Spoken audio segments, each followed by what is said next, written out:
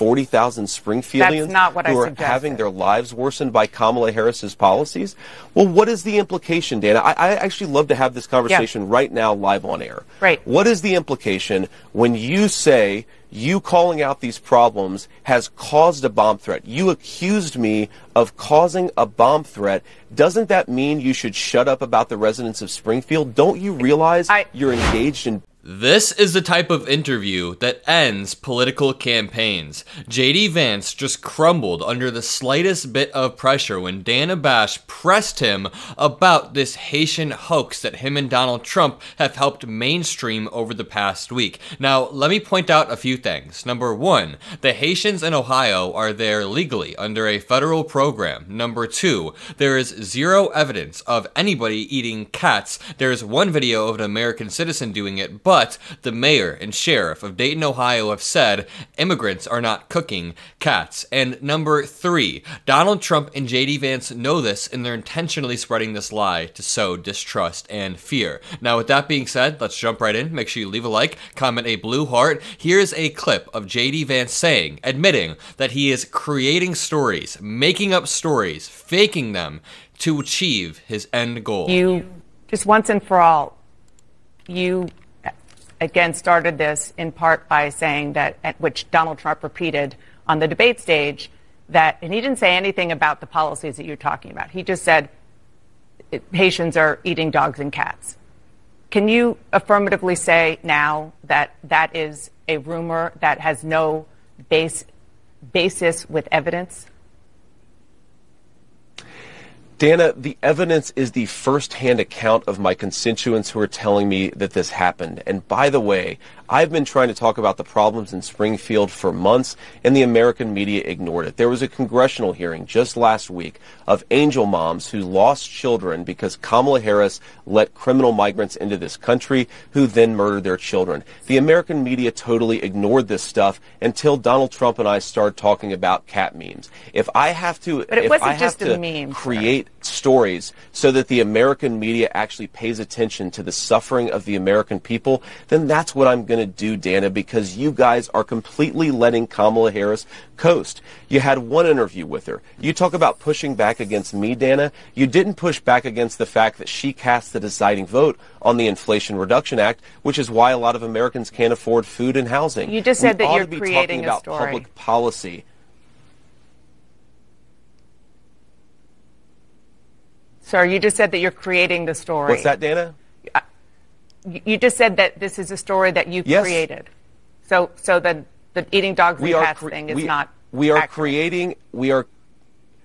Dana, it comes from first-hand accounts from my constituents. I say that we're creating a story, meaning we're creating the American media focusing on it.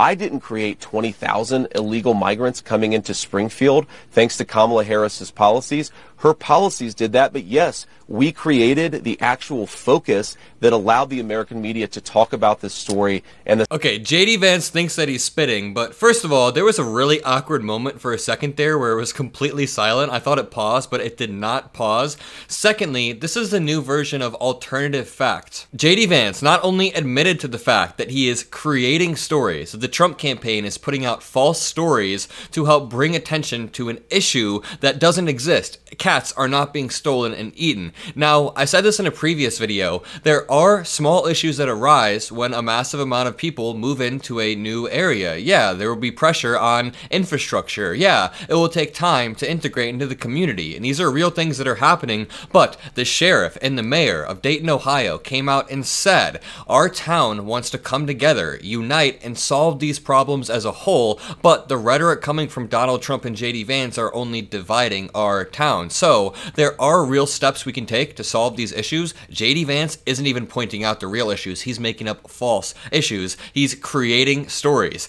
That is going to be the new phrase for the next few months. Concepts of a plan and creating stories. I'm sure Trump is throwing ketchup at a wall because this interview did not get much better. In this clip, JD Vance is asked about the Proud Boys, and what I said in the previous video is that Vance has been forced to play defense for the entire campaign, especially today. He did 3 interviews back to back. Face the Nation, Meet the Press, and then CNN with Dana Bash, and all of them were disasters where he was forced to play defense about the Proud Boys and about abortion. Watch this. The boys even if it's just 12, even if it's just one marching in Springfield? Dana, I condemn all white supremacists. I'm obviously not. I'm married to a non-white person. I don't like these people, but I think that we have to keep our focus not on 12 marchers going down the street, but on the fact that thousands of residents have had their lives destroyed by Kamala Harris's policy. I find this very unusual, Dana, that the American media is more interested in a bunch of losers marching down the street than they are in the fact that Kamala Harris has made these people's lives worse.